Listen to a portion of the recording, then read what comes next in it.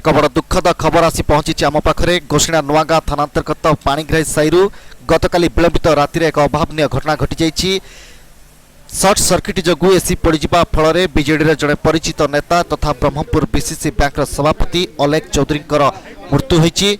पुणी थे कही रखुचु एक दुखद खबर आसी पहुंची आम पाखे घोषणा नुआगाँ थाना पाणीग्राही साईरू सर्ट सर्किट जगू एसी पड़जा फल बीजेडी जड़े परिचित नेता तथा ब्रह्मपुर बीसीसी बैंक सभापति अलेख चौधरी मृत्यु होगा सहित शला भगवान पात्र एवं सुनील बेहेरा मृत्यु होइछि।